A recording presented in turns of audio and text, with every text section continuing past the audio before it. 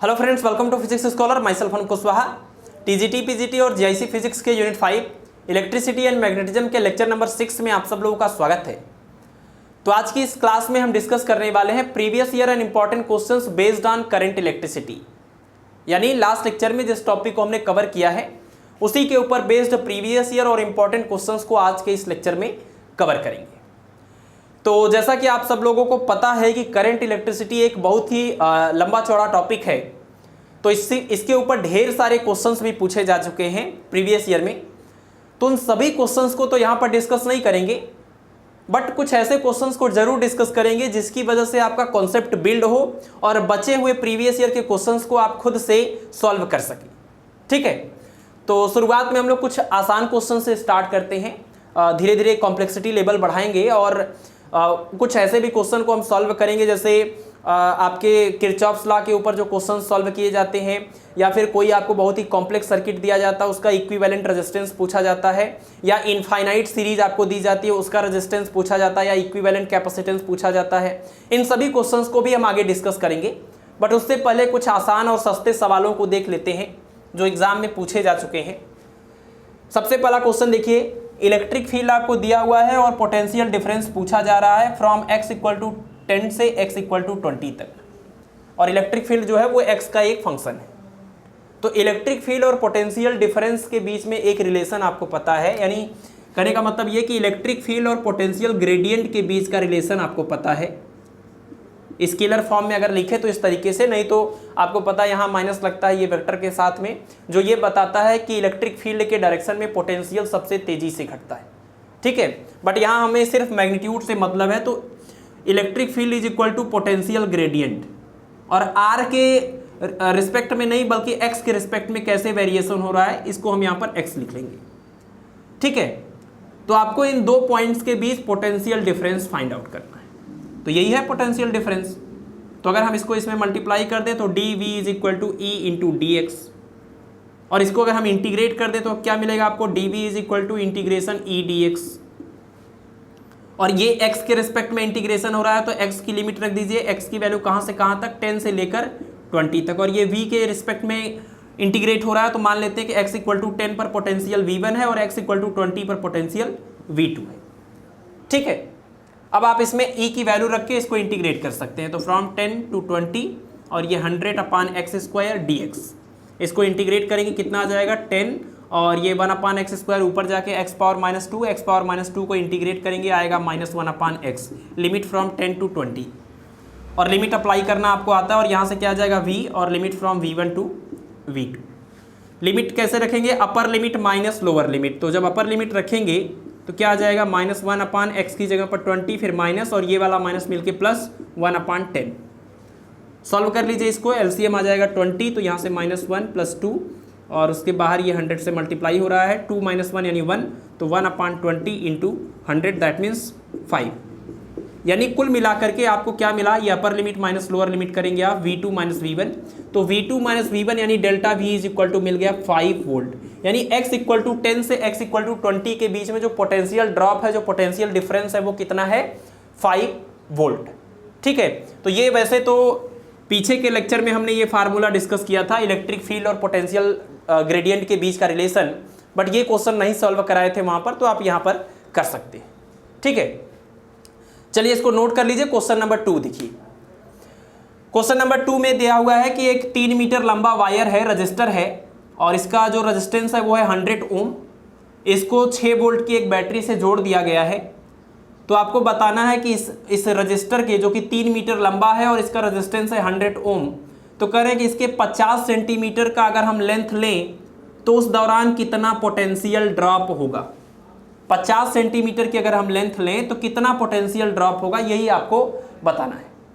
ठीक है, देखिए एक तो इस क्वेश्चन को हम बेसिक कॉन्सेप्ट जो हमारा होता है उससे सॉल्व कर सकते हैं, और दूसरा हम फार्मूले से सॉल्व कर सकते हैं। तो चलिए हम चेक करते हैं कि अगर हम बेसिक अपने कॉन्सेप्ट को यूज करें, जो हमें ये कहता है कि अगर ये रजिस्टर है और ये 6 वोल्ट की बैटरी है तो पूरा का पूरा ये 6 वोल्ट का जो पोटेंशियल है उसका ड्रॉप यहाँ से यहाँ तक इस पूरे रजिस्टर के अक्रॉस हो जाएगा, है ना। तो अगर पूरा का पूरा 6 वोल्ट इस 100 ओम के अक्रॉस हो रहा है, या कह लीजिए 3 मीटर लेंथ में हो रहा है, यानी आप अगर ये कहें कि 3 मीटर के रजिस्टर में, 3 मीटर लेंथ वाले रजिस्टर में 6 वोल्ट का ड्रॉप हो रहा है, 3 मीटर मतलब कितना, 300 सेंटीमीटर, 6 वोल्ट का ड्रॉप हो रहा है, तो 1 सेंटीमीटर लेंथ में कितना ड्रॉप हो रहा होगा, 6/300 वोल्ट, है ना। अगर पूरे 3 मीटर के लेंथ में इतना वोल्ट ड्रॉप हो रहा है तो एक सेंटीमीटर के लेंथ में कितना हो जाएगा, 6/300।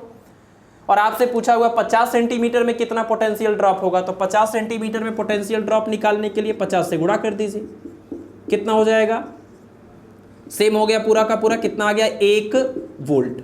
यानी इस रजिस्टर के 50 सेंटीमीटर लेंथ, कहीं से भी आप 50 लेंगे, वो 50 सेंटीमीटर लेंथ में 1 वोल्ट का पोटेंशियल ड्रॉप होगा। क्यों, बहुत ही सिंपल सी बात है। आप देखिए ये 3 मीटर है ना, 3 मीटर का मतलब 300 सेंटीमीटर, और 300 सेंटीमीटर को अगर हम 50 के टुकड़े में बांटें तो 300 में कितने 50 बनेंगे, 6 50 बनेंगे, 50 + 50 + 50 + 50 + 50 + 50, ये 100, ये 100, ये 100। अब टोटल 6 वोल्ट का ड्रॉप होना है, इसका मतलब कि 1 वोल्ट यहाँ होगा, 1 वोल्ट यहाँ होगा, 1 वोल्ट यहाँ होगा, 1 वोल्ट यहाँ होगा, 1 वोल्ट यहाँ होगा और 1 वोल्ट यहाँ होगा, और टोटल कितना हो जाएगा, टोटल हो जाएगा 6 वोल्ट। तो ये बहुत ही बेसिक सा जनरल सा कॉन्सेप्ट है, कोई फार्मूला याद करने की जरूरत नहीं, सिर्फ आपको ये पता होना चाहिए कि इस रजिस्टर, पूरे रजिस्टर के क्रॉस, अगर ये एक सिंगल रजिस्टर है या कई रजिस्टर का सीरीज कॉम्बिनेशन है, इस पूरे के क्रॉस टोटल पोटेंशियल ड्रॉप यही है।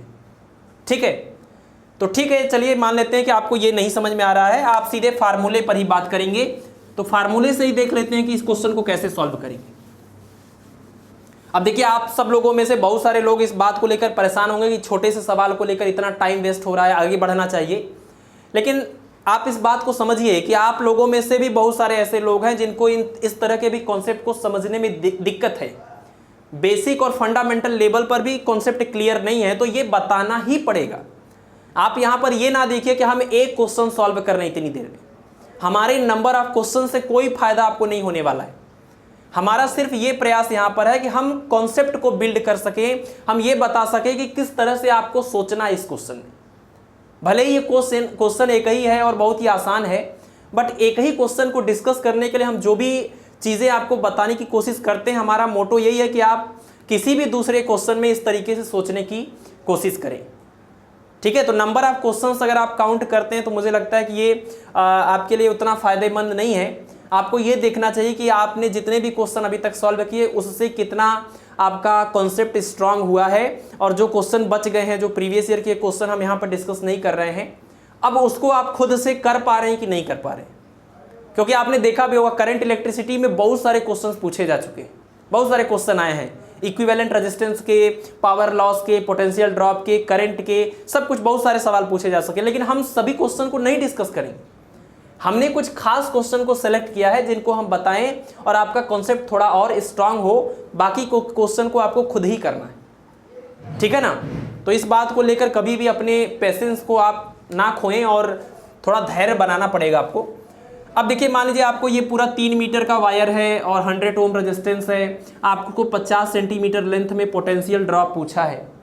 सिंपल सी बात है, किसी भी वायर में कितने भी लेंथ का हो, अगर आपको इसके 2 पॉइंट्स के लिए पोटेंशियल ड्रॉप या पोटेंशियल डिफरेंस फाइंड आउट करना है ना, V1 - V2 फाइंड आउट करना है या V2 - V1 फाइंड आउट करना है, तो ये जो पोटेंशियल ड्रॉप आपको निकालना है, ये ओम्स लॉ से आप निकाल लेते हैं, I/R करके। यानी इस रजिस्टर में फ्लो होने वाला करंट पता हो और इसका रेजिस्टेंस पता हो तो आप पोटेंशियल ड्रॉप निकाल सकते हो ओम्स लॉ के अकॉर्डिंग। तो अगर ये पूरा 3 मीटर लंबा वायर है, रजिस्टर जो है आपका वो 3 मीटर, ये बस सिंबल जस्ट है ना, ये नहीं कि आप ये सोचें कि बस इतना ही रेजिस्टेंस है, इतने में ही रेजिस्टेंस है, बस ये सिंबल हम दिखा रहे हैं। आप ये यहाँ पर ध्यान रखें कि यहाँ से लेकर यहाँ तक ये पूरा आपका रजिस्टर है ना, ये वायर जो है ये पूरा यहाँ से लेकर यहाँ तक है, 3 मीटर लंबा, यानी 300 सेंटीमीटर लंबा ये वायर है, ठीक है। और इसका रेजिस्टेंस कितना है, R = 100 ओम। अब इस 300 सेंटीमीटर में से मान लीजिए हम यहां से लेकर यहां तक की बात करते हैं, इसको पॉइंट B' बोल दीजिए, सॉरी ये B' आप इसको बोल दीजिए, और इसका लेंथ है 50 सेंटीमीटर। तो आपको ये पता करना पड़ेगा कि इस 50 सेंटीमीटर वायर का रेजिस्टेंस कितना है और इसमें करंट कितना फ्लो हो रहा है। ठीक है, तो करंट के लिए तो आप यहीं से कर सकते हैं। देखिए जितना करंट यहां पर फ्लो होगा उतना ही इधर भी होगा, वही फ्लो होगा। एक ही रजिस्टर है टोटल, तो जितना भी इधर से करंट चलेगा वही इन सब में फ्लो होगा। और टोटल पोटेंशियल डिफरेंस कितना है 6 वोल्ट, टोटल रेजिस्टेंस कितना है 100 ओम। करंट आप निकाल सकते हैं ओम्स लॉ से, I = V/R करेंगे और V की वैल्यू है 6 वोल्ट और R की वैल्यू कितनी है 100 ओम। यानी इसके अंदर फ्लो होने वाला करंट आपको पता है और वो करंट कितना मिल गया 6/100 ओम। अब क्या चाहिए 50 सेंटीमीटर लेंथ का रेजिस्टेंस। तो 50 सेंटीमीटर लेंथ का रेजिस्टेंस कैसे मिलेगा, तो वही बात है, आप कहेंगे 300 सेंटीमीटर लेंथ का रेजिस्टेंस 100 ओम, तो 1 सेंटीमीटर लेंथ का रेजिस्टेंस 100/300 ओम। और 1 सेंटीमीटर लेंथ का अगर रेजिस्टेंस मिल गया तो 50 सेंटीमीटर लेंथ का रेजिस्टेंस 100/300 इंटू में 50 ओम। ये 2 जीरो से ये 2 जीरो कैंसिल कर दीजिए, 50/3 ओम। यानी 50 सेंटीमीटर जो लेंथ आप ले रहे हैं इस वायर का, उसका रेजिस्टेंस होगा 50/3 ओम। तो R डैश = 50/3 ओम। तो अगर आपको इसका लेंथ पता है, इसमें फ्लो होने वाला करंट पता है, तो पोटेंशियल ड्रॉप अब आप कैलकुलेट कर लेंगे V = I × R से। ये हो गया आपका 6/100 इंटू 50/3। कैंसिल कर लीजिए 2, यहां से कैंसिल करिए 2, यहां से कैंसिल करिए 1, यानी कि 1 वोल्ट। और आप देखिए कि पीछे जो आपने जनरल सा कॉन्सेप्ट यूज किया था, कोई फार्मूला अप्लाई नहीं किया था, तब भी आपको पोटेंशियल ड्रॉप मिला था 1 वोल्ट। आप फार्मूले से करेंगे तब भी आपको पोटेंशियल ड्रॉप मिलेगा 1 वोल्ट। तो इस तरीके से आप डिफरेंट मेथड अप्लाई करके सोच सकते हैं किसी भी क्वेश्चन को सॉल्व करने के लिए। ठीक है, तो ये कॉन्सेप्ट याद रहे कि किसी भी रजिस्टर में अगर आपको पोटेंशियल ड्रॉप चाहिए तो आपको उसमें फ्लो होने वाला करंट चाहिए और उसका रेजिस्टेंस चाहिए। नोट कर लीजिए क्वेश्चन नंबर 2। क्वेश्चन नंबर 3 बहुत ही आसान है बट इंपॉर्टेंट है ये, इसलिए हम यहां पर थोड़ा मेंशन करेंगे इसको। मोबिलिटी की यूनिट, तो यूनिट आप निकाल लेंगे अगर आपको फार्मूला पता होगा। तो मोबिलिटी म्यू = होता है, ये तीसरा क्वेश्चन, म्यू = VD/E। अब आप डिफरेंट तरीके से मोबिलिटी की यूनिट रख सकते हैं, डिपेंड करेगा कि ई की कौन सी यूनिट आप लिख रहे हैं यहाँ पर। तो आपको देखना पड़ेगा क्वेश्चन में ऑप्शन क्या दिया हुआ है, वोल्ट के फॉर्म में दिया हुआ है, न्यूटन और कुलाम के टर्म में दिया हुआ है, या फिर जूल वगैरह के टर्म में दिया हुआ है, ये आपको देखना पड़ेगा। तो मोबिलिटी म्यू = VD/E, जहां पर ये क्या है वेलोसिटी है और ये क्या है इलेक्ट्रिक फील्ड है। तो इलेक्ट्रिक फील्ड की अगर हम बात करें तो इलेक्ट्रिक फील्ड के 2 फार्मूले आपको पता है, E = F/Q, एक आपने देखा और दूसरा V/L। तो जैसा यूनिट आप यहाँ से रखेंगे तो न्यूटन पर कुलाम, यहाँ से रखेंगे वोल्ट पर मीटर। तो जैसा यूनिट आप इसका रखेंगे और इसका, उसी हिसाब से आपको मोबिलिटी की यूनिट मिल जाएगी। तो देखिए म्यू = क्या हो जाएगा, ये वेलोसिटी है तो मीटर पर सेकेंड अपान, इसकी यूनिट अगर हम यहाँ से रखें तो न्यूटन पर कुलाम, कुलाम ऊपर चला जाएगा तो मीटर कुलाम अपान न्यूटन सेकेंड। इस तरीके से एक और तरीका हो सकता है, अगर आप यहाँ से रखेंगे वोल्ट पर मीटर, यहाँ पर वोल्ट पर मीटर रखेंगे इलेक्ट्रिक फील्ड की यूनिट, तो मीटर पर सेकेंड अपान वोल्ट पर मीटर। और ये मीटर ऊपर जाएगा तो क्या बन जाएगा मीटर स्क्वायर अपान ये वोल्ट और इसके साथ में ये सेकेंड। ठीक है, तो ये डिपेंड करेगा कि आपके क्वेश्चन में जो ऑप्शन दिया हुआ है वो क्या दिया हुआ है। तो डिफरेंट यूनिट अगर आपको पता है तो आप इसकी यूनिट भी निकाल सकते हैं। तो इंपॉर्टेंट चीज़ है ये, इसकी यूनिट के पूछे जाने की पॉसिबिलिटी रहती है, इसलिए हमने यहाँ पर मेंशन कर दिया। अगला क्वेश्चन देखिए, क्वेश्चन नंबर 4। क्वेश्चन नंबर 4 में ये दिया हुआ है कि 2 बल्ब हैं और एकदम आइडेंटिकल बल्ब हैं और इन दोनों बल्ब को एक दूसरे के साथ पैरेलल में कनेक्ट किया गया है और इसको हमने 6 वोल्ट की सप्लाई से कनेक्ट कर दिया। ये दोनों बल्ब जो एक दूसरे के साथ पैरेलल में हैं, इसको हमने 6 वोल्ट की सप्लाई से कनेक्ट कर दिया और 6 वोल्ट पर यहाँ से जो पावर रिलीज होता है या पावर जो सप्लाई होती है इस वोल्टेज पर, इस सोर्स से जो पावर सप्लाई हो रही है वो 48 वाट है। तो आपको बताना है कि रेजिस्टेंस R या फिर ये वाला रेजिस्टेंस R कितना है। ठीक है, यानी R की वैल्यू आपको फाइंड आउट करनी है। तो क्वेश्चन ये भी बहुत टफ नहीं है कुछ, आपको वोल्टेज दिया हुआ है और जो सप्लाई किया जा रहा है पावर वो भी दिया हुआ है और दोनों रजिस्टर सीरीज में है, सॉरी पैरेलल में है। तो आपको बताना है कि रेजिस्टेंस R की वैल्यू कितनी होगी। देखिए सबसे पहले तो ये 6 वोल्ट है और ये 48 वाट है, तो 6 वोल्ट यानी कि ये V की वैल्यू, 48 वाट यानी कि ये P की वैल्यू। देखिए आप क्वेश्चन को सॉल्व करते टाइम ना अगर आप सिंबल यूज कर लेते हैं तो कहीं ना कहीं ये आपके लिए थोड़ा हेल्पफुल हो जाता है। आपको इससे आइडिया लगने लगता है कि जो वैल्यूज आपको गिवन है उससे आप और क्या फाइंड आउट कर सकते हैं, और जो भी आप फाइंड आउट कर सकते हैं उसका इस क्वेश्चन से क्या रिलेशन हो सकता है। जैसे आपको P और V की वैल्यू दिया हुआ है तो आप R निकाल सकते हैं, क्योंकि P इक्वल टू होता है V स्क्वायर अपान में R। यानी अगर आपको P और V पता है, सप्लाई ये वोल्टेज पता है, सप्लाई पावर पता है, तो आप ये बता सकते हैं कि इस पूरे सर्किट का इक्विवेलेंट रेजिस्टेंस कितना है, टोटल रेजिस्टेंस कितना है ना, total power, total potential difference. तो आप टोटल रेजिस्टेंस यानी इक्विवेलेंट रेजिस्टेंस बता सकते हैं।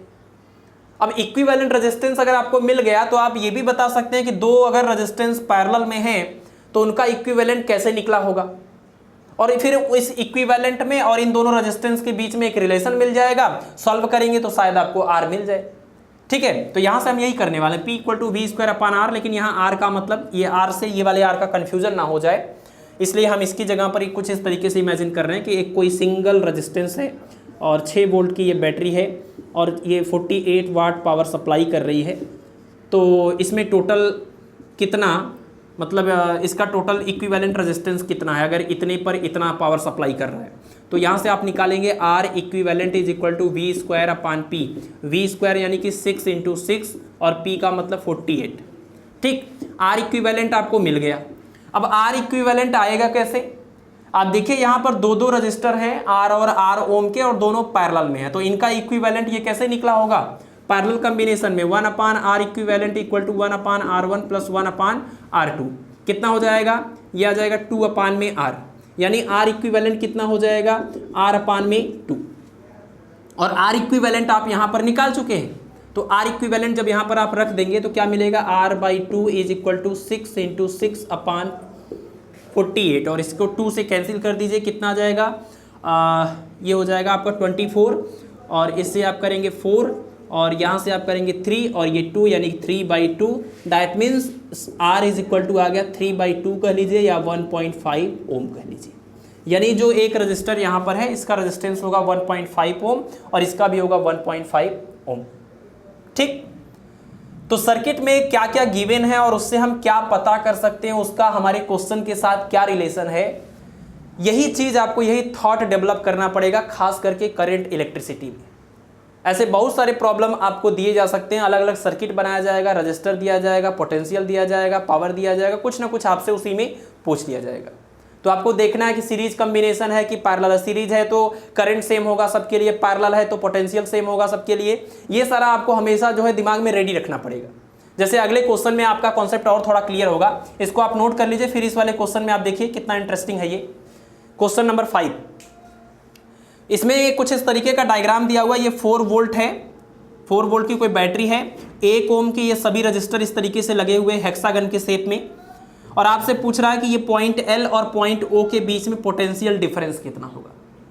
ठीक, अब आप देखिए कि इस वाले सवाल में हमने आपको जो बताया कि किसी भी 2 पॉइंट के अक्रॉस अगर आपको पोटेंशियल डिफरेंस चाहिए तो आपको उसमें फ्लो होने वाला करंट चाहिए और उसका टोटल रेजिस्टेंस चाहिए। यानी अगर आपको इस L और O के बीच में, ये है आपका L और O, इसके बीच में अगर आपको पोटेंशियल डिफरेंस चाहिए, पोटेंशियल ड्रॉप चाहिए, तो आपको L और O के बीच का टोटल रेजिस्टेंस यानी इक्विवेलेंट रेजिस्टेंस चाहिए और इसमें फ्लो होने वाला करंट चाहिए। ठीक है, अब इक्विवेलेंट रेजिस्टेंस तो बड़ा आसान है इस क्वेश्चन में, क्योंकि सब आपको दिख रहा है कि 1 ओम के सभी रजिस्टर सीरीज कॉम्बिनेशन में जुड़े हुए हैं। 1 ओम और 1 ओम, ये तीनों के तीनों यहाँ पर देखिए सीरीज कॉम्बिनेशन में जुड़े हुए, तो इनका इक्विवेलेंट तो आपको पता चल गया, R1 + R2 + R3, यानी R इक्विवेलेंट अगर हम कहें पॉइंट L और O के बीच में वो कितना हो जाएगा, तो ये हो जाएगा 3 ओम। लेकिन आपको ये नहीं पता है कि इसके अंदर करंट कितना फ्लो हो रहा है, इसके अंदर करंट कितना फ्लो हो रहा है। अब ये करंट को पता करने के लिए क्या करेंगे, सबसे पहले आप ये देखिए कि जो बैटरी आपने लगाया हुआ है ये 4 वोल्ट की बैटरी है, ये पॉजिटिव टर्मिनल है, ये नेगेटिव टर्मिनल है। अगर आप देखें यहां से तो जो करंट, ये पॉजिटिव टर्मिनल से जो करंट इधर जाएगा, जो करंट यहां से चलेगा ऐसे, वही करंट पॉइंट L और O के बीच में भी तो फ्लो होगा, क्योंकि ये 4 के चारों रेजिस्टेंस सीरीज कॉम्बिनेशन में, और हमसे पोटेंशियल डिफरेंस L और O के बीच की पूछा है जिसमें सिर्फ 3 आते हैं। तो अगर हम इस चौथे को भी इसके साथ मतलब चारों को इकट्ठा देखें तो क्या हमें कोई प्रॉब्लम होगी? अगर हम ये कहें कि ये 4 वोल्ट वाली जो बैटरी है इसके ऊपर जितने भी रजिस्टर हैं अगर हमको उनका इक्विवेलेंट हमको मिल जाए और ये पता हमको 4 वोल्ट है, तो अगर टोटल रेजिस्टेंस पता हो, टोटल पोटेंशियल पता हो, तो इसके अंदर फ्लो होने वाला करंट तो हम बता ही सकते हैं। तो जो करंट यहां से चलेगा वही करंट तो इन सब के अंदर फ्लो होगा सीरीज कॉम्बिनेशन में। इसका मतलब कि इसके अंदर फ्लो होने वाला करंट पता करने के लिए आपको पहले ये पूरा रेजिस्टेंस पता करना पड़ेगा। पूरा रेजिस्टेंस पता चल जाएगा, पूरा वोल्टेज पता है आपको, तो आपको इसके अंदर फ्लो होने वाला करंट मिल जाएगा और फ्लो होने वाला करंट मिल गया तो काम आपका हो गया। तो यानी आप देखिए आर इक्विवेलेंट कितना हो जाएगा? आर इक्विवेलेंट मतलब 3 का नहीं, ये जो हमारा टारगेट है उसका नहीं, ये पूरे का, ये वाले पूरे का, बल्कि हम इसको डैश बोल दे रहे हैं ये वाले को। ये पूरे का जो इक्विवेलेंट आएगा वो आएगा 1 + 1 4 बार करेंगे 4 ओम आ जाएगा। और उसके अक्रॉस पोटेंशियल डिफरेंस कितना है? ये पोटेंशियल डिफरेंस है V = 4 वोल्ट। तो फ्लो होने वाला करंट I = V/R से आप निकालेंगे 4/4, दैट मीन्स 1 एम्पियर। इसका मतलब ये कि इसकी वजह से इधर जो करंट फ्लो हो रहा है वो 1 एम्पियर का करंट फ्लो हो रहा है। तो 1 एम्पियर का करंट जब इधर से चलेगा तो वही करंट इसमें ऐसे होते होते इधर से आगे बढ़ेगा। इसका मतलब पॉइंट L और पॉइंट O के बीच में जो करंट फ्लो हो रहा है वो 1 एम्पियर का करंट, और L और O के बीच का टोटल रेजिस्टेंस कितना है? 3 ओम। तो टोटल रेजिस्टेंस अगर 3 ओम है, टोटल रेजिस्टेंस पॉइंट L और O के बीच में 3 ओम है, करंट 1 एम्पियर का फ्लो हो रहा है, तो पोटेंशियल डिफरेंस निकालने से कौन रोक रहा है? V = I × R, 1 × R कितना? 3, कितना आ जाएगा? 3 वोल्ट। इस क्वेश्चन का आंसर क्या आ जाएगा? 3 वोल्ट। ठीक है, तो देखने में थोड़ा टफ लग रहा होगा आपको, बट आप समझिए इस तरह के क्वेश्चंस को कि अगर आपको पोटेंशियल डिफरेंस वगैरह पूछा है तो आपको टोटल रेजिस्टेंस, फ्लो होने वाला करंट चाहिए। टोटल रेजिस्टेंस आसानी से मिल गया। करंट निकालने के लिए आप यहां से कंसीडर करिए पूरा, और ये सीरीज कॉम्बिनेशन है तो जो करंट यहां मिलेगा वही आगे भी मिलेगा। तो अगर हम पूरा रेजिस्टेंस पता कर लेंगे तो इसके अंदर इसकी वजह से फ्लो होने वाला करंट हमको मिल जाएगा। ठीक है, चलिए नोट कर लीजिए क्वेश्चन नंबर 5। कुछ और भी क्वेश्चन को सॉल्व करेंगे। तो अब हम लोग कुछ और क्वेश्चन को सॉल्व करेंगे, और क्वेश्चन नंबर सबसे पहले हम 11 को सॉल्व करेंगे। क्वेश्चन नंबर 11 में देखिए क्या दिया हुआ है कि potential difference between the terminals of cell is found to be 3 volt when it is connected to external resistance equal to its internal resistance. The EMF of the cell is, मतलब ये कि कोई एक सेल है और इस cell का कुछ अपना एक इंटरनल रेजिस्टेंस है। तो कह रहे हैं कि इस सेल को जब एक ऐसे रजिस्टर से जोड़ा जाता है जिसका एक्सटर्नल रजिस्टर इंटरनल सेल के इंटरनल रेजिस्टेंस के इक्वल है, तो ऐसे केस में इसके अक्रॉस जो पोटेंशियल ड्रॉप मिलता है वो पोटेंशियल ड्रॉप यानी कि टर्मिनल पोटेंशियल V कितना है? 3 वोल्ट है ना। टर्मिनल पोटेंशियल आप समझ रहे हैं ना, एक्सटर्नल सर्किट के अक्रॉस जो पोटेंशियल ड्रॉप होता है वो टर्मिनल पोटेंशियल होता है। एक्सटर्नल प्लस इंटरनल के अक्रॉस जितना टोटल पोटेंशियल ड्रॉप होता है, दोनों का सम कितना क्या बोला जाएगा? इस सेल का EMF। ठीक है, तो अब कह रहे हैं कि इस सेल का EMF बताइए। इस सेल का EMF मान लीजिए आप E है, और आपको हमने एक रिलेशन बताया है कि जब सेल डिस्चार्ज होता हो यानी सेल से जब करंट लिया जाता है तो EMF और टर्मिनल पोटेंशियल के बीच क्या डिफरेंस है। इस टर्मिनल पोटेंशियल और इस सेल के टोटल EMF के बीच का रिलेशन है E = V + IR। जब सेल डिस्चार्ज होगा तभी आप ये फार्मूला यूज करेंगे। अगर सेल चार्ज हो रहा है तो डायरेक्शन ऑफ करंट उल्टा हो जाएगा और यहाँ प्लस की जगह पर माइनस आ जाएगा। ठीक है, तो इस क्वेश्चन में यही दिया हुआ कि इंटरनल, ये देखिए इंटरनल रेजिस्टेंस है इस सेल का, तो इंटरनल रेजिस्टेंस और ये एक्सटर्नल रेजिस्टेंस दोनों इक्वल है। अब यहां से आप चाहे तो ये फार्मूला सीधे यूज करिए कि कैपिटल R ब्रैकेट में E/V - 1, आप ये फार्मूला यूज कर सकते हैं। यहाँ पर आपको दिया हुआ है कि इंटरनल रेजिस्टेंस और एक्सटर्नल रेजिस्टेंस दोनों इक्वल हैं। आप V की वैल्यू रख के E की वैल्यू निकाल सकते हैं। नहीं याद है कोई बात नहीं, क्योंकि ये फार्मूला इसी फार्मूले से आया हुआ है, तो आप यहीं पर सीधे यूज करिए। इसी फार्मूले में देखिए क्या हो जाएगा, E = V की जगह पर क्या लिखेंगे? टर्मिनल पोटेंशियल क्या हो जाएगा? I × R। I अब सीरीज में ये दिख रहा है तो करंट तो सेम ही होगा, ये करंट तो सेम ही होगा दोनों में, तो I × R + I × r। According to question external और इंटरनल दोनों रेजिस्टेंस आपस में इक्वल हैं, तो स्मॉल r की जगह पर R आप रख सकते हैं, या R की जगह पर स्मॉल r आप रख सकते हैं। और यहाँ से आपको क्या निकालना है, आपको निकालना है एक मिनट यहाँ पर आप इसको ना रखिए, बल्कि आप इसको इसी तरीके से रहने दीजिए, क्योंकि v की वैल्यू आपको पता है। इस i की जगह पर आप ये लिख सकते हैं, क्योंकि यहाँ पर देखिए इसके लिए अगर हम potential difference v equal to I into R लिखें तो i की जगह पर क्या हो जाएगा, v अपान आर हो जाएगा। और कैपिटल आर स्मॉल आर के इक्वल है तो आप v अपान स्मॉल आर लिख सकते हैं। तो क्या बन जाएगा, ये v प्लस आई की जगह पर लिखेंगे v upon small R into में आर, इस r से ये r कैंसिल हो जाएगा और ये हो जाएगा e। तो e equal to V plus B, यानी कि 3 प्लस 3 इज इक्वल टू कितना आ जाएगा आंसर, 6 वोल्ट। ठीक है, तो इस क्वेश्चन का आंसर आ जाएगा 6 वोल्ट, यानी कि इस सेल का जो ईएमएफ है वो है 6 वोल्ट, जिसमें से 3 वोल्ट का पोटेंशियल ड्रॉप यहाँ हो रहा है, क्वेश्चन में दिया था, और ये दोनों सेम है तो 3 वोल्ट यहाँ भी ड्रॉप होगा, है ना। तो इंटरनल रेजिस्टेंस में 3 वोल्ट का ड्रॉप होगा और एक्सटर्नल रेजिस्टेंस में भी 3 वोल्ट का ड्रॉप होगा। दैट मीन्स ये टोटल 6 वोल्ट का आपका सेल है। ठीक, तो आप यहां से अगर आपको दिक्कत आ रही हो तो फिर आपको वो फार्मूला याद करना पड़ेगा, नहीं तो सिंपली अगर जैसी वैल्यू आपको पता और इसको ट्रीट करना आप जानते हैं तो आप इसको सॉल्व कर सकते हैं। तो आप इस फार्मूले को मैं यहाँ लिख देता हूँ, आप इसको याद कर लीजिए चाहे तो। Small R is equal to capital R E upon V minus 1। ठीक है, एक ये फार्मूला हो गया, और एक दूसरा हमने आपको पोटेंशियोमीटर के केस में ऐसा ही एक फार्मूला बताया था, small R is equal to capital R L1 upon L2 minus 1।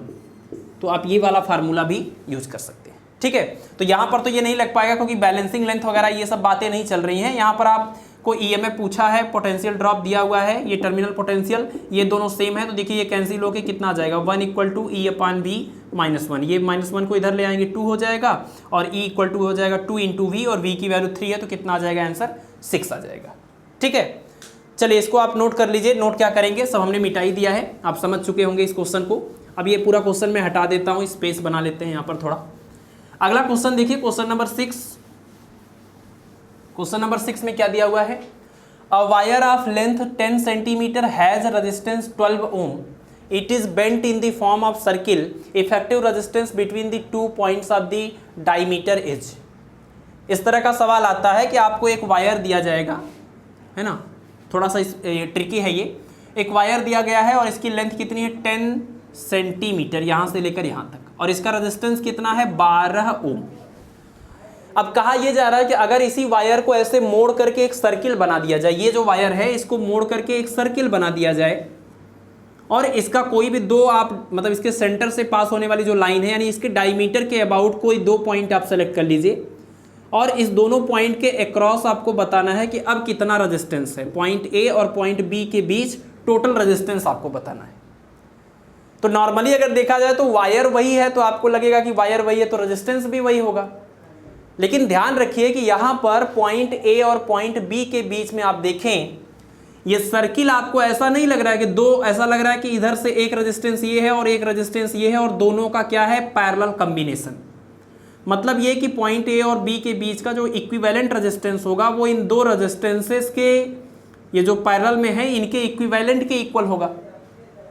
और ये जो वायर यहाँ पर है, बताइए जितना लेंथ इधर होगा उतना ही लेंथ तो इधर होगा, डायमीटर के दोनों तरफ ये हाफ हाफ सर्किल बनेगा। तो टोटल जो वायर था वो आपका 10 सेंटीमीटर का था, इसका मतलब इधर ये 5 सेंटीमीटर होगा, इधर भी ये 5 सेंटीमीटर होगा। और अगर पूरे 10 सेंटीमीटर का रेजिस्टेंस था 12 ओम, तो 5 सेंटीमीटर का रेजिस्टेंस 6 ओम, 5 का रेजिस्टेंस कितना, 6 ओम। तो अब जरा आप देखिए कि 6 ओम ये हुआ, 6 ओम ये हुआ, लेकिन पॉइंट ए और बी के बीच अगर हम आपसे पूछें कितना रेजिस्टेंस है तो 12 ओम नहीं आएगा। जब ये सीधे सीधे एक वायर था तब ये 12 ओम था। अभी आपको ऐसा लग रहा होगा कि ये 12 ओम क्या है, इसको ऐसा लगता है जैसे 12 ओम को काट करके 2 वायर बनाए गए तो दोनों का 6-6 ओम हो गया, लेकिन उन दोनों को अब पैरेलल कंबाइन कर दिया गया, है ना, पैरेलल कंबाइन कर दिया गया, तो इनका जो इक्विवेलेंट रेजिस्टेंस आएगा इन 2 पॉइंट्स के क्रॉस, वो कितना आ जाएगा, 1/r equivalent is equal to 1/6 plus 1/6 यानी 2/6 यानी कि 1/3, यानी r equivalent is equal to कितना आ जाएगा, 3 ओम।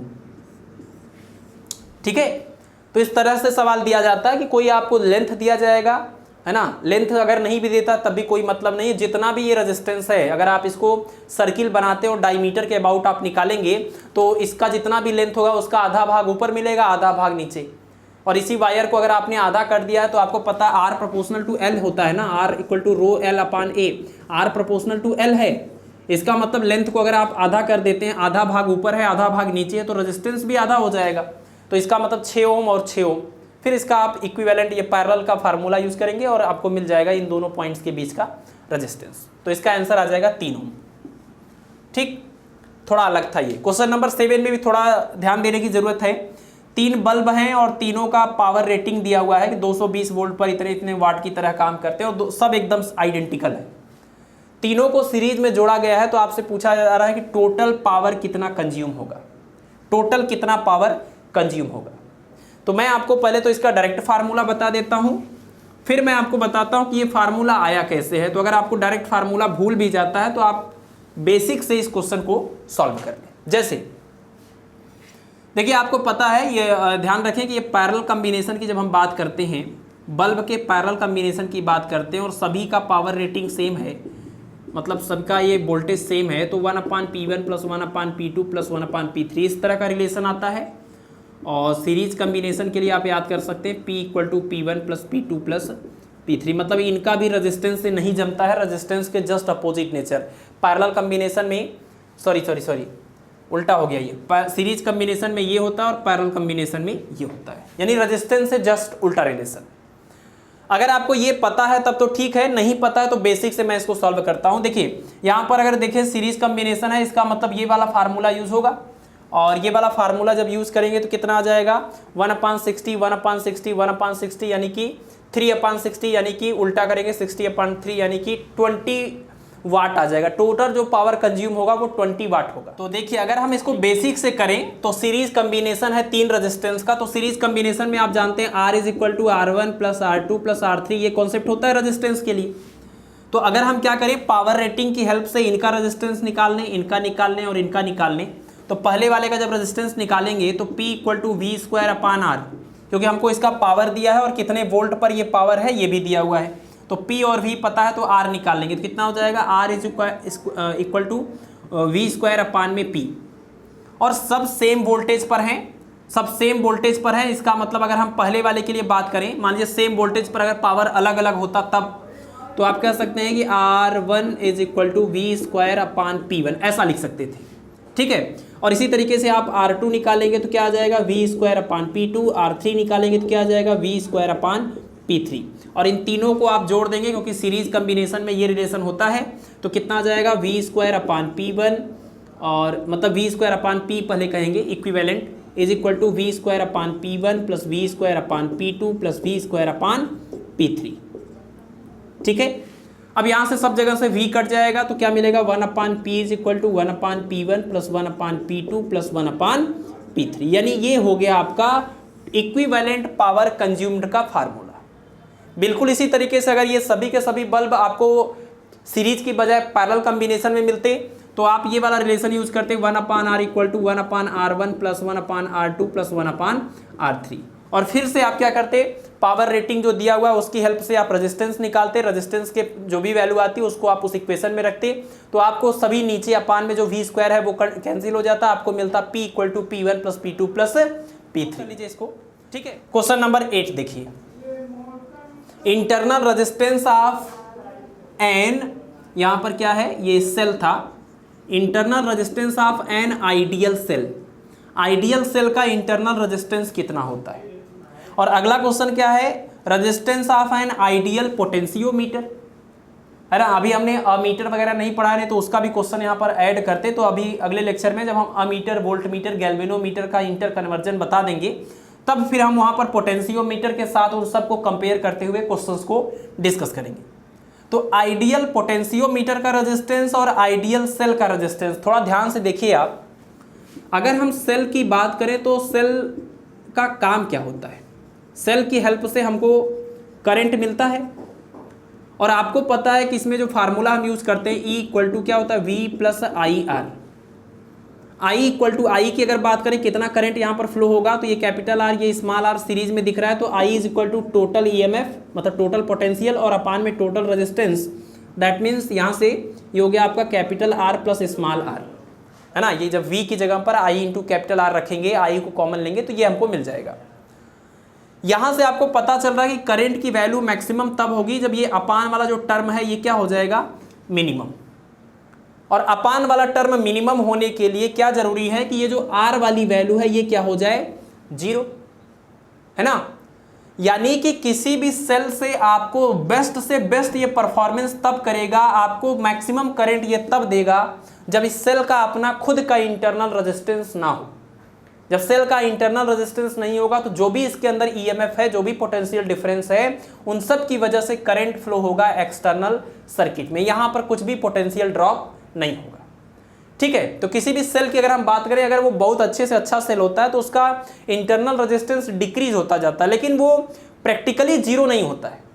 इसीलिए यहां वर्ड लिखा हुआ है आइडियल सेल। तो अगर हम एक आइडियल सेल की कल्पना करें कि बेस्ट जो सेल होगा वो क्या होगा, जिसका इंटरनल रेजिस्टेंस 0 होगा, ताकि ये पूरा का पूरा जो ईएमएफ है उसका इस्तेमाल करे एक्सटर्नल सर्किट में करंट को फ्लो करने के लिए। तो ऐसे केस में आपको यहां पर मैक्सिमम करंट मिलेगा, ठीक है। तो आइडियल सेल वही है जिसका इंटरनल रेजिस्टेंस 0 है। और पोटेंशियोमीटर की बात करें, आइडियल पोटेंशियोमीटर की बात करें, तो आपने पीछे देखा कि पोटेंशियोमीटर में हम पोटेंशियोमीटर की वजह से सेल का ईएमएफ मेजर करते हैं, और सेल का ईएमएफ आपको तभी मिलेगा जब E = V + IR में I की वैल्यू 0 हो। I मतलब ये कि उस सर्किट में, उस जो आपका पोटेंशियोमीटर है उसमें कोई करंट फ्लो ना हो। तो कोई करंट फ्लो जब नहीं होता है तो जो पोटेंशियल डिफरेंस मिलता है वो एक्चुअल में सेल के ईएमएफ के इक्वल होता है। तो पोटेंशियोमीटर से हम सेल का ईएमएफ मेजर करते हैं, और ये अच्छे से अच्छा रिजल्ट हमको तब मिलेगा जब सेल हमारा ओपन सर्किट में होगा। दैट मीन्स सेल में कोई करंट फ्लो नहीं होगा, मतलब सर्किट जो हमारा होगा वो ओपन सर्किट होगा। पोटेंशियोमीटर, उसमें कोई भी करंट फ्लो ना हो, उसमें जो गैल्वेनोमीटर लगा है उसमें अगर कोई करंट फ्लो नहीं होता है, तब जो पोटेंशियल डिफरेंस हमको मिलेगा वही सेल का ईएमएफ होगा। तो आपने डिफिनीशन में भी देखा था पोटेंशियोमीटर में। तो पोटेंशियोमीटर बेस्ट से बेस्ट रिजल्ट हमको तब देगा जब उस सर्किट में फ्लो होने वाला करंट 0 होगा, और सर्किट में फ्लो होने वाला करंट 0 तब होगा जब उसका खुद का रेजिस्टेंस इनफाइनाइट होगा, क्योंकि I = V/R। अगर R की वैल्यू इनफाइनाइट रख दें तो I की वैल्यू क्या हो जाएगी, 0 हो जाएगी, ठीक है। तो जो आइडियल पोटेंशियोमीटर होता है, पहली बात तो पोटेंशियोमीटर का रेजिस्टेंस बहुत ज़्यादा होता है, लेकिन आइडियली हम ये मानते हैं कि इतना ज़्यादा हो जाए कि कोई करंट उसमें, सेल से कोई भी करंट उस सर्किट में ना फ्लो हो, जिसकी वजह से हमको सेल का ईएमएफ मिले, न कि एक्सटर्नल सर्किट के अक्रॉस पोटेंशियल डिफरेंस, ठीक। तो आइडियल केस में हम ये मान सकते हैं कि हमारे पास जो पोटेंशियोमीटर है उसका जो रेजिस्टेंस होगा वो क्या होना चाहिए, इनफाइनाइट। तो ध्यान रखिए डिफरेंस, यहाँ 0 आ रहा है, यहाँ इनफाइनाइट, क्योंकि बात यहाँ सेल की हो रही थी और यहाँ पर पोटेंशियोमीटर की, ठीक है। इसीलिए हमने दोनों को साथ में लिखे कंपेयर भी कर दिया। अगला क्वेश्चन देखिए, क्वेश्चन नंबर 10। क्वेश्चन नंबर 10 में पूछ रहे हैं कि power dissipated in external circuit is maximum if, मतलब एक सेल है, उसका इंटरनल रेजिस्टेंस है, एक्सटर्नल सर्किट के साथ कनेक्ट किया गया है। आपसे कह रहे हैं कि सेल से जो पावर निकलेगा वो यहाँ पर मैक्सिमम पावर डिसिपेट होगा, मैक्सिमम पावर यहाँ पर कंज्यूम होगा। इसके लिए क्या कंडीशन जरूरी है? तो हमने लास्ट लेक्चर में आपको एक चीज़ बताया था, मैक्सिमम पावर ट्रांसफर थ्योरम, है ना। ध्यान रखिए, maximum power transfer theorem. Maximum power transfer theorem यही कहता है कि किसी भी सेल से किसी भी एक्सटर्नल सर्किट में मैक्सिमम पावर तभी ट्रांसफर होगा जब उस सेल का अपना इंटरनल रेजिस्टेंस एक्सटर्नल सर्किट के रेजिस्टेंस के इक्वल हो, ठीक है। ध्यान रखिएगा कि P की value maximum power transfer theorem ही यही कहता है कि सेल से जो ट्रांसफर होगा पावर वो मैक्सिमम तब होगा जब उस सेल का इंटरनल रेजिस्टेंस बाहर वाली सर्किट के एक्सटर्नल रेजिस्टेंस के इक्वल हो। और यही चीज़ आपने देखा था जब हमने सेलों का क्या किया था, सेलों का कम्बिनेशन किया था, मिक्स्ड कम्बिनेशन। उसमें हमने आपसे कहा था कि I की वैल्यू I मैक्सिमम के इक्वल तभी होगा जब कैपिटल R जो है वो NR/M के इक्वल हो जाएगा, जहां पर ये क्या था, ये था total internal resistance of all the cells. तो जब सर्किट का एक्सटर्नल रेजिस्टेंस सेल के टोटल इंटरनल रेजिस्टेंस के इक्वल हो, और अगर सिंपल एक ही सेल है तो सेल के इंटरनल रेजिस्टेंस के इक्वल हो, ऐसे केस में सेल से मैक्सिमम पावर ट्रांसफर होता है, ठीक है। एक तो कंडीशन आपको मिल गई। दूसरी बात ये भी पूछा जाता है कई बार कि वो मैक्सिमम पावर कितना होगा, वो मैक्सिमम पावर जो ट्रांसफर होगा इस कंडीशन में वो मैक्सिमम पावर कितना होगा। तो ये भी हम निकाल सकते हैं। एक क्वेश्चन और आपका बन जाएगा, P = होता है I² R। और मैक्सिमम पावर आपको P मैक्सिमम तभी मिलेगा जब I जो है वो मैक्सिमम होगा, I मैक्सिमम होगा। और I मैक्सिमम के लिए हमने आपको बताया ये फार्मूला होता है E equal to R plus R. ये I मैक्सिमम अब यहाँ पर आपको चाहिए, और सेल का अपना इंटरनल रेजिस्टेंस है। आइडियल केस नहीं लेना, आपको प्रैक्टिकल केस लेना है। प्रैक्टिकल सेल है आपके पास, आइडियल सेल नहीं है कि आप इसको जीरो कर दें और ये मैक्सिमम हो जाएगा। तो ऐसे केस में आई को मैक्सिमम करने का एक तरीका यही है, मैक्सिमम पावर ट्रांसफर थ्योरम जो कहता है कि स्मॉल आर और कैपिटल आर दोनों इक्वल हो जाएं। तो जरा देखिए, स्मॉल आर की जगह पर जब कैपिटल आर रखेंगे तो हमको आई मैक्सिमम मिलेगा, और वो कितना होगा, E upon R plus R, that means E upon 2r। और इसको आप यहाँ रख दीजिए, ई अपान 2r और इसका स्क्वायर और इंटू में r, that means E square upon 4r into में r। ये r से ये r cancel, E square upon कितना आ जाएगा, एक सेकेंड, ये इसका भी स्क्वायर होगा ना, एक r कटेगा और एक r बच जाएगा तो 4r। यानी ये हो गया मैक्सिमम पावर की वैल्यू। ठीक है, तो मैक्सिमम पावर होगा ई स्क्वायर अपान 4r, और ये मैक्सिमम पावर कब होगा, जब इंटरनल रेजिस्टेंस सेल का एक्सटर्नल सर्किट के रेजिस्टेंस के इक्वल होगा। इसी को बोलते हैं मैक्सिमम पावर ट्रांसफर थ्योरम। ध्यान दीजिएगा, मैक्सिमम पावर हम ये प्रैक्टिकल सेल के लिए कह रहे हैं, नहीं तो हम स्मॉल आर को यहीं पर जीरो कर देते। प्रैक्टिकल सेल के लिए अगर स्मॉल आर और कैपिटल आर इक्वल है तो मैक्सिमम पावर हमको मिलेगा। एकदम आइडियल केस बात करें, काल्पनिक दुनिया की बात करें, तो वो स्मॉल आर जो है वो जीरो हो जाए। स्मॉल आर जीरो होने का मतलब इंटरनल रेजिस्टेंस सेल का ना हो, तो हमको मैक्सिमम करंट या मैक्सिमम पावर मिलेगा। ठीक, तो नोट कर लीजिए ये भी क्वेश्चन, यानी क्वेश्चन नंबर 10। चलिए, तो अब हम लोग कुछ स्पेशल टाइप के क्वेश्चंस को यहाँ पर सॉल्व करने वाले हैं, और इस तरह के क्वेश्चन हमने कैपेसिटर के केस में भी सॉल्व किया था, और इसके बाद कुछ और भी स्पेशल टाइप होंगे जिनको हम अगले क्वेश्चन नंबर 13 में डिस्कस करेंगे। तो क्वेश्चन नंबर 12 के अंतर्गत जितने भी ये पार्ट हैं, सब में हम लगभग सेम तरह का कॉन्सेप्ट यूज करके इन क्वेश्चंस को सॉल्व कर सकते हैं। ठीक है, चलिए ये पार्ट नंबर F से स्टार्ट करते हैं। देखिए इसमें क्या किया गया है कि 3 रजिस्टर हैं R और R ओम के, और यहाँ पर एक वायर जोड़ा गया है और यहाँ पर एक सिंपल सा वायर जोड़ा गया है। आपको A और B टर्मिनल के बीच इक्विवेलेंट रेजिस्टेंस फाइंड आउट करना है। ऐसे ही आपका इक्विवेलेंट कैपेसिटेंस भी पूछा जाता था। ठीक है, तो आपने देखा था कि जब एक सिंपल सा वायर कनेक्ट किया जाता है तो हम पोटेंशियल का कॉन्सेप्ट यूज करके ये बता सकते हैं कि ये सीरीज कॉम्बिनेशन है या पैरेलल कॉम्बिनेशन है। तो आपको याद भी होगा, फाइनली ये पैरेलल कॉम्बिनेशन आता है, ये पैरेलल कॉम्बिनेशन का क्वेश्चन है। बट यहाँ पर हम समझेंगे फिर से इस चीज़ को।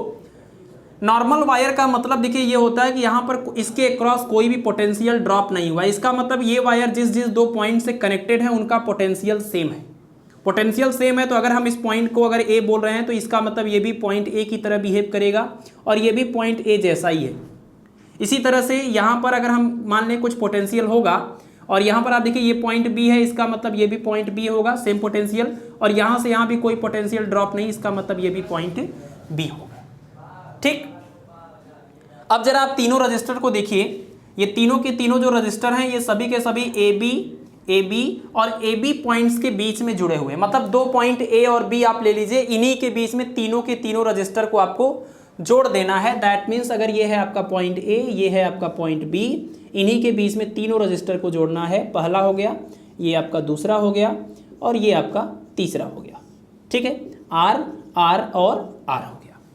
तो ए और बी टर्मिनल के बीच में ये तीनों के तीनों रजिस्टर जुड़े हुए हैं। और आप देखिए ये पैरेलल कॉम्बिनेशन है, तो पैरेलल कॉम्बिनेशन में आर इक्विवेलेंट निकालने के लिए फार्मूला है 1/r equal to 1/r1 1/r2 1/r3। तीनों सेम है तो ये हो जाएगा 3/r is equal to 1/r equivalent, यानी आर इक्विवेलेंट निकालेंगे तो कितना हो जाएगा r/3।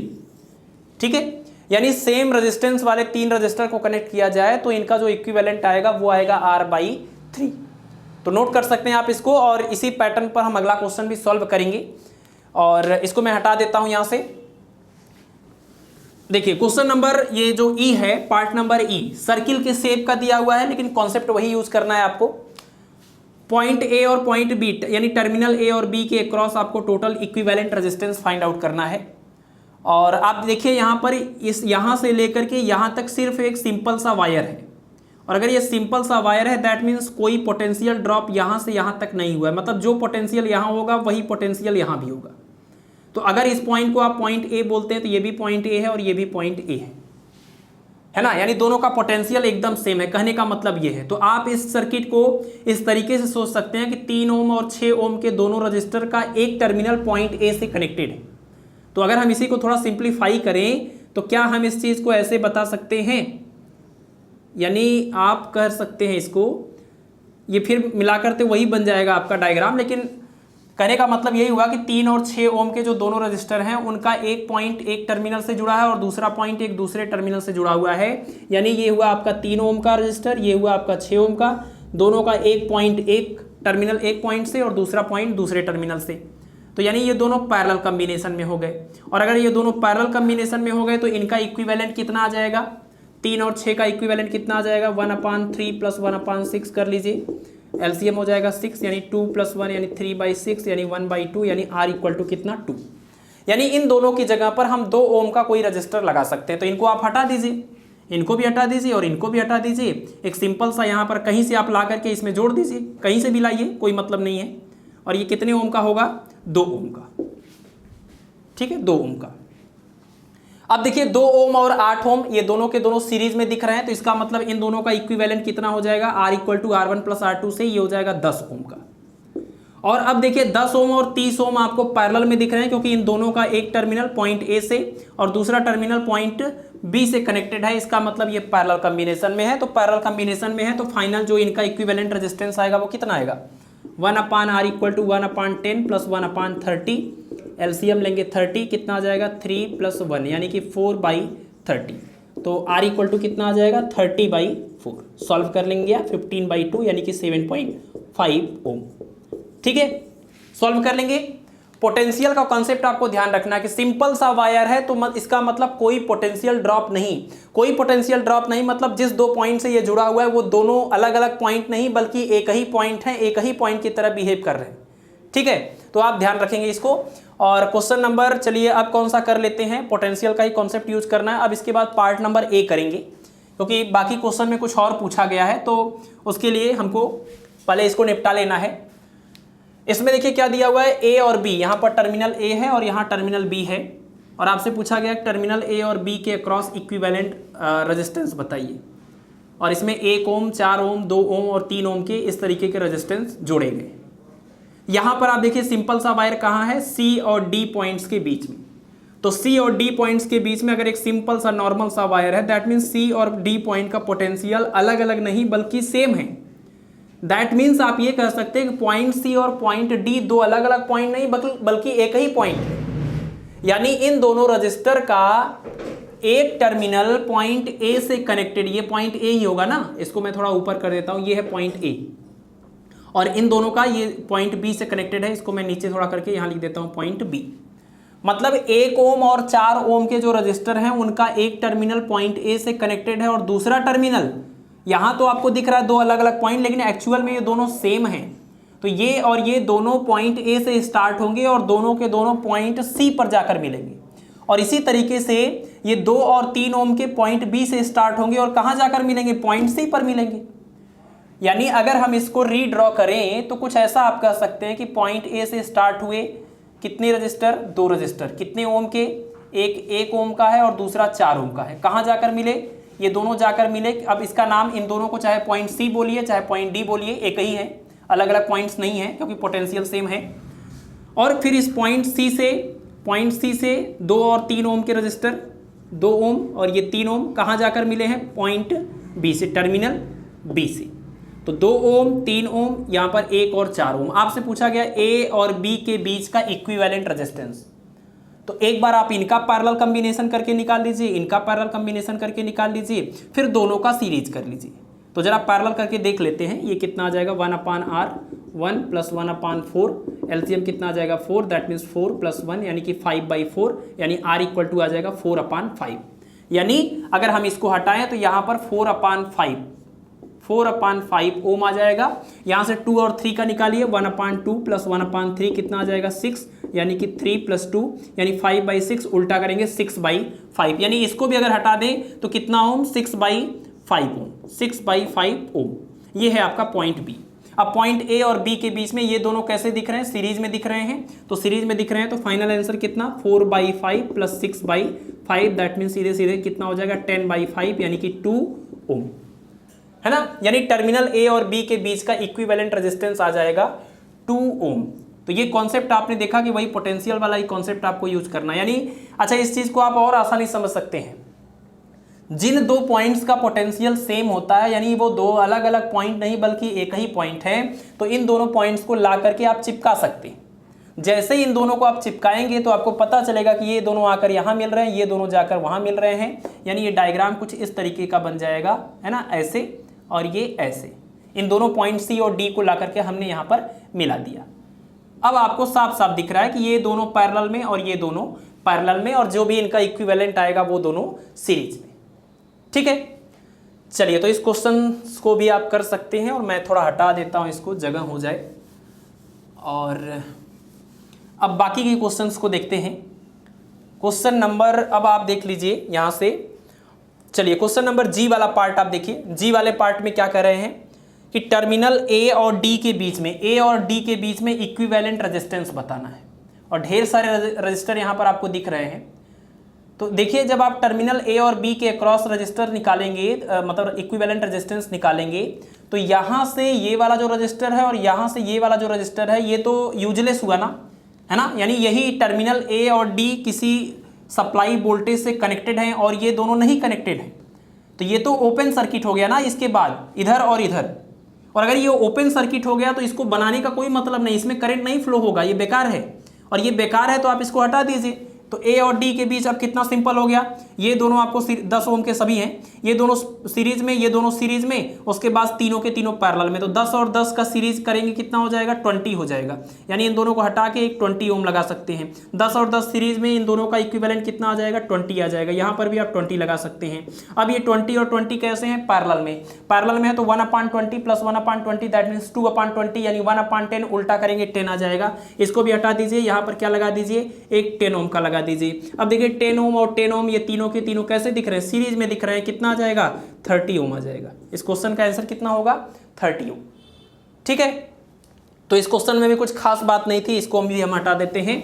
आप समझ गए कैसे इसको सॉल्व करना है। अगला क्वेश्चन आप देखिए, अगला क्वेश्चन हम यही ले लेते हैं। R1 और R2 जब पैरेलल में कनेक्ट किए गए थे तो उनका इक्विवेलेंट था 6/5 ओम। उसमें से कह रहे हैं कि जब दोनों में से कोई एक ब्रेक हो जाता है, टूट जाता है, तब इक्विवेलेंट आता है 2 ओम। कह रहे हैं कि जो टूटा हुआ था उसका रेजिस्टेंस कितना था। मान लीजिए कि दो रेजिस्टेंस हैं, एक R1 है और एक R2 है, और दोनों कैसे थे, पैरेलल में, है ना। ये R1 हो गया और ये R2 हो गया। तो दोनों जब पैरेलल में थे तो इनका इक्विवेलेंट कितना था, 6/5 ओम। तो दो रजिस्टर जब पैरेलल में होते हैं तो उनका equivalent R equivalent 1/R1 plus 1/R2, या सीधे सीधे दो, अगर दो का केस है तो आप लिख सकते हैं R equivalent equal to R1 R2 upon R1 plus R2, और यही R इक्विवेलेंट आपको दिया हुआ 6/5। फिर कह रहे हैं कि इन दोनों में से कोई एक टूट जाता है, और जब टूट जाता है तब इसका इक्विवेलेंट रेजिस्टेंस आता है 2 ओम। तो मान लीजिए कि ये वाला टूट गया, ये वाला टूट गया मतलब ये ओपन सर्किट हो गया, तो करंट इधर से नहीं जाएगा, करंट इधर से जाएगा, दैट मीन्स ये यूजलेस हो गया।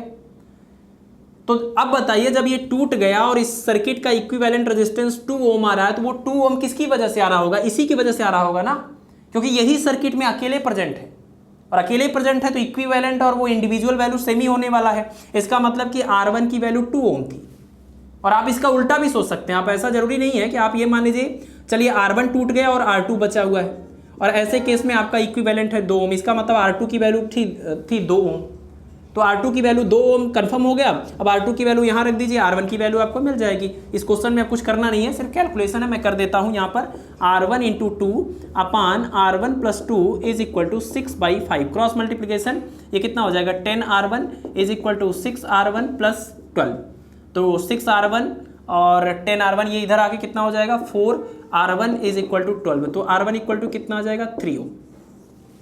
इसका मतलब अगर ये 2 ओम का था तो ये वाला कितना था 3 ओम का। आप चाहे तो चेक भी कर सकते हैं, अपने आंसर को क्रॉस चेक कर लीजिए। इन दोनों का इक्विवेलेंट कितना आना चाहिए 6/5 आना चाहिए। तो R1 और R2 upon R1 plus R2, तो 3 × 2 करेंगे 6 आएगा, और 3 + 2 करेंगे 5 आएगा, यानी 6/5 आ जाएगा।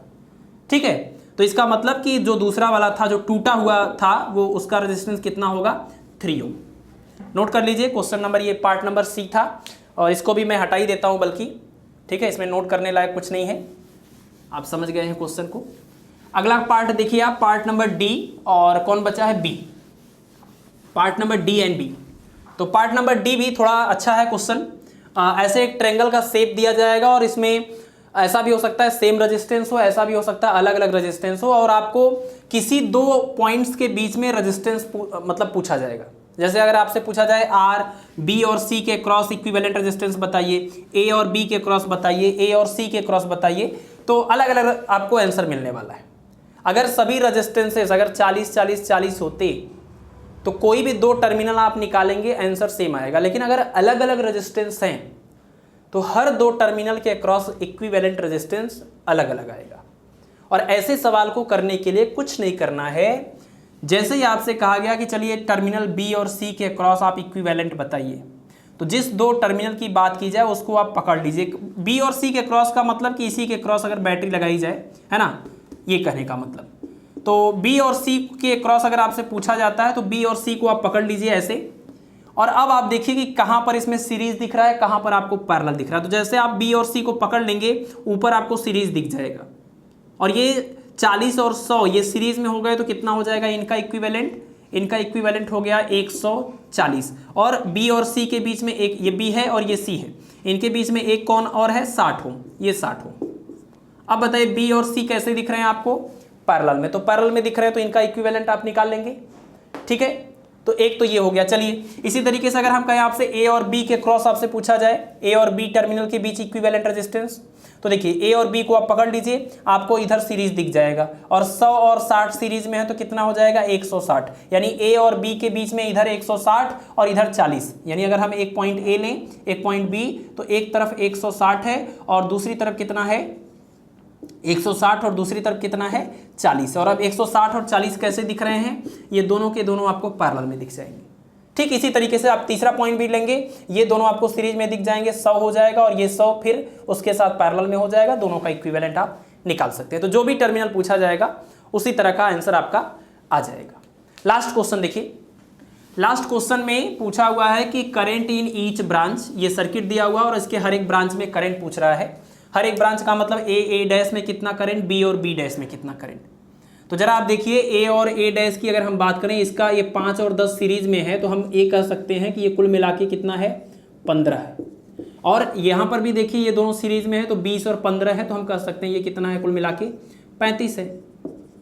और देखिए ये जो बैटरी यहाँ पर है, इस बैटरी के एक टर्मिनल से ये वाला रजिस्टर जुड़ा हुआ है, दूसरे टर्मिनल से ये वाला रजिस्टर, सेम तरीके से ये भी जुड़ा हुआ है, यानी कि ए डैश के अक्रॉस जितना पोटेंशियल डिफरेंस होगा उतना ही बी और बी डैश के अक्रॉस भी होगा।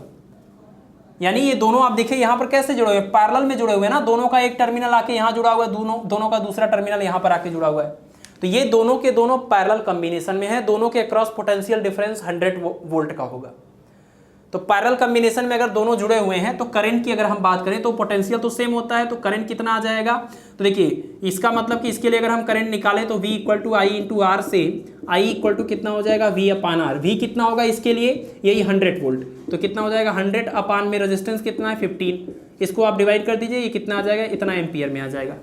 ठीक है, सिंप्लीफाई कर लेंगे। इसी तरीके से अगर इसके अक्रॉस आपको निकालना है करंट, तो इसके लिए पोटेंशियल डिफरेंस कितना है, यही 100 वोल्ट और डिवाइडेड बाय रेजिस्टेंस कितना है 35, इसको भी सिंप्लीफाई कर लेंगे तो इसके क्रॉस आपको करंट मिल जाएगा।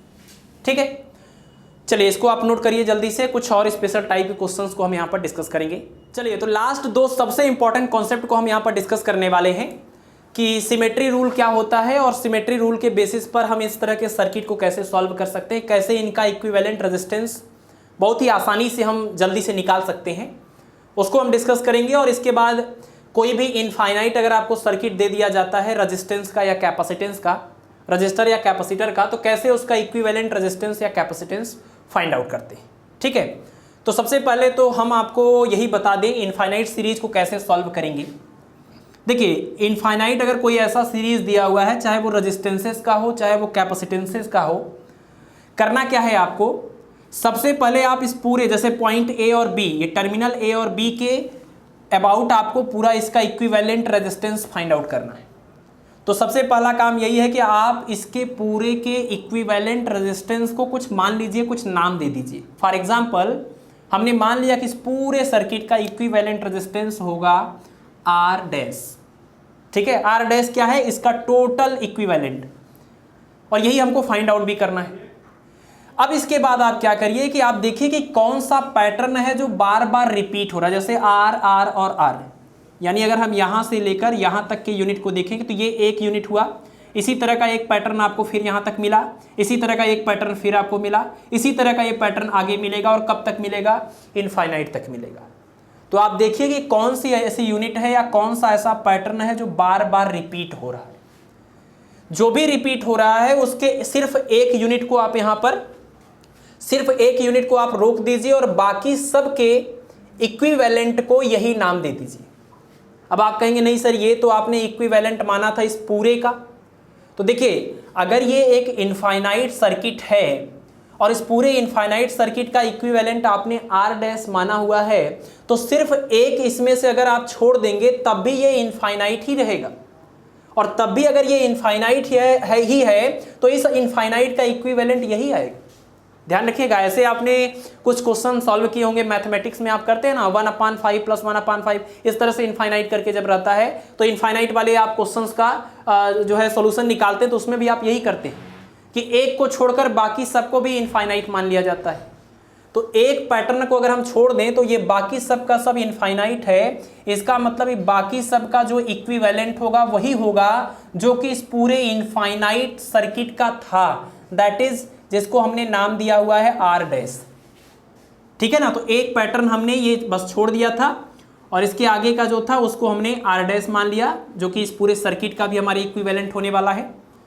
अब देखिए, ये आर डैश और ये आर दोनों पैरेलल में हैं, तो दोनों पैरेलल में है तो इनका फिर से इक्विवेलेंट कुछ निकलेगा, उसको मान लीजिए हम मान ले रहे हैं आर डबल डैश, और हमारा मेन टारगेट ये आर डैश पता करना है। ठीक है ना, हम इन दोनों का अगर इक्विवेलेंट बोलें आर डबल डैश तो ये क्या होगा? R dash upon R plus R dash, इन दोनों का इक्विवेलेंट। यानी अगर हम इन दोनों को भी हटा दें तो इनकी जगह पर क्या लगेगा? R double dash. और अब आप देखिए ये तीनों के तीनों कैसे हैं? सीरीज में। टर्मिनल ए और बी के अक्रॉस ये तीनों जो रेजिस्टेंस है ये सीरीज में है, तो इसका मतलब इन तीनों का अब जो इक्विवेलेंट आएगा वो क्या होगा? वो पूरे सर्किट का ही तो फाइनली निकल रहा है, तो वो तो आर डैश ही होगा।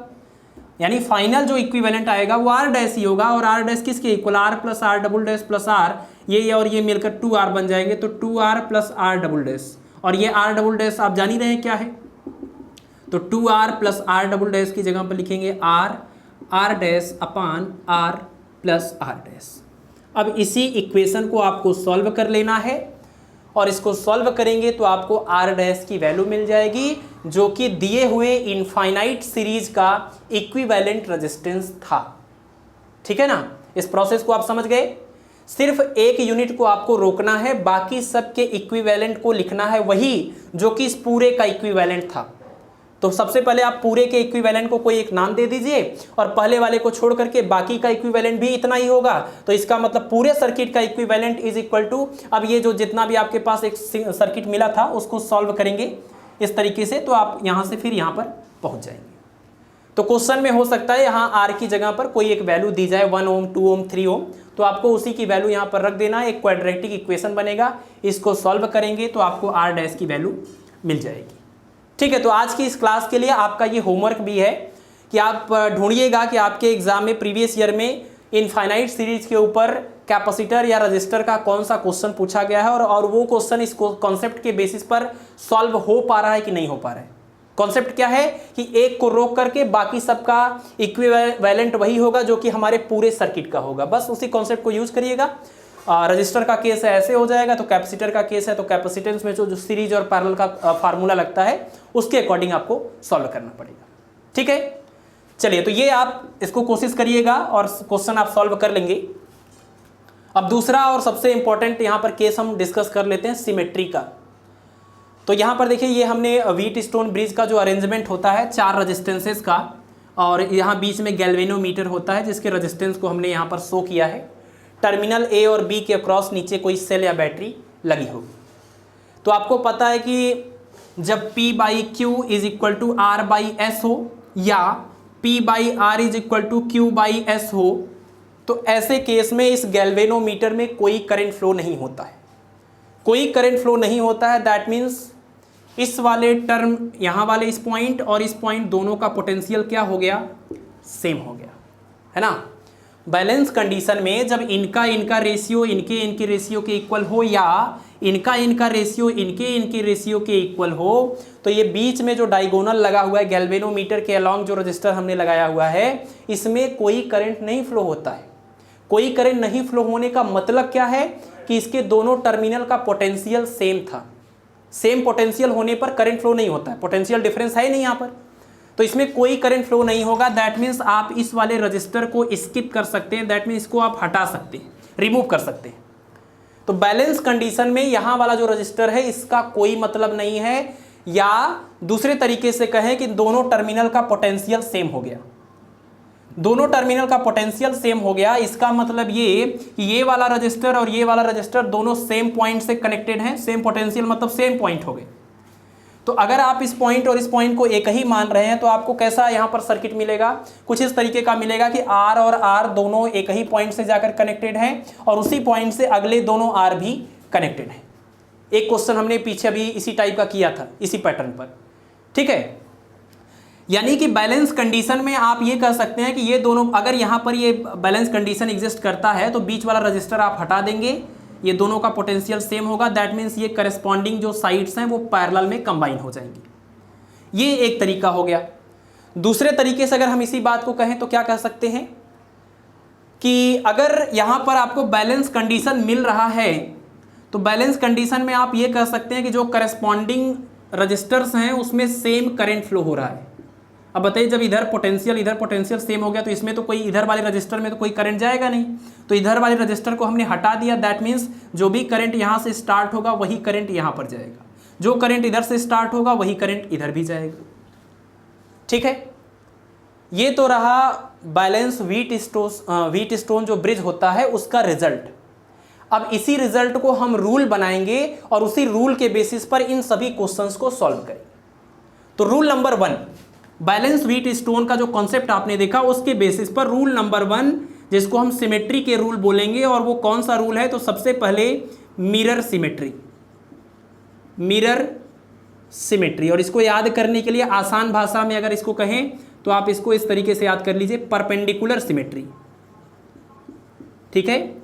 मिरर सिमेट्री या फिर परपेंडिकुलर सिमेट्री। और इसमें होता क्या है कि जिस टर्मिनल ए और बी की हम बात कर रहे हैं उसके एक्सिस के बिल्कुल परपेंडिकुलर आप कोई मिरर इमेजिन करिए, है ना, आप कोई मिरर इमेजिन करिए और उसमें आप ये देखिए कि क्या दोनों साइड जो माहौल है वो एक जैसा है। दैट मीन्स यहाँ जो रजिस्टर है वो उतना ही ओम का इधर भी है और यहाँ जितना है उतना ही ओम का इधर भी है।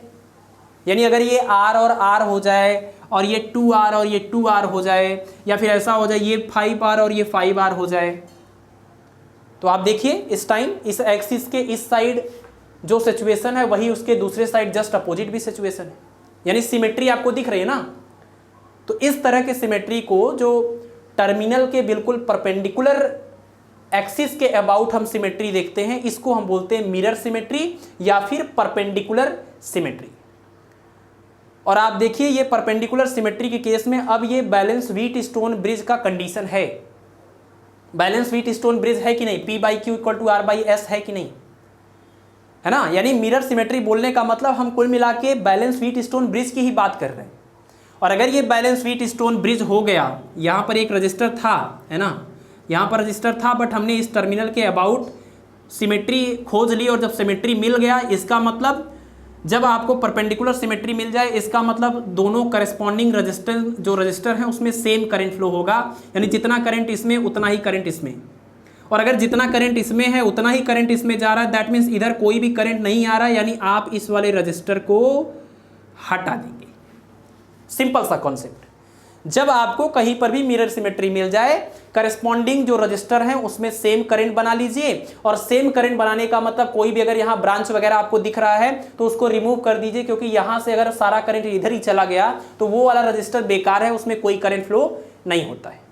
ठीक, तो मिरर सिमेट्री का यूज करके एक काम आप ये करेंगे तो आप क्वेश्चन को सॉल्व कर सकते हैं। ठीक, मैं यहाँ पर लिख देता हूँ, यानी आप यूजलेस जो रजिस्टर है उसको रिमूव करेंगे, यानी रिमूव यूजलेस जंक्शन, है ना, यहाँ जो जंक्शन था इसको हमने मिटा दिया, रिमूव यूजलेस जंक्शन और सेम करेंट इन करस्पॉन्डिंग, इसको आप लिख लीजिएगा नोट्स में, करस्पॉन्डिंग रजिस्टर। ठीक, इसको आप नोट कर लीजिए, ये है आपका मिरर सिमेट्री, जिसको परपेंडिकुलर सिमेट्री भी बोलेंगे, और ये कंसेप्ट हो गया इसको यूज करने का। अभी मैं यहां पर क्वेश्चन में आपको करके दिखाता हूं। दूसरा सिमेट्री आप लिख लीजिए यहां पर, मिरर सिमेट्री की जगह पर अब क्या आ जाएगा, फोल्डिंग सिमेट्री।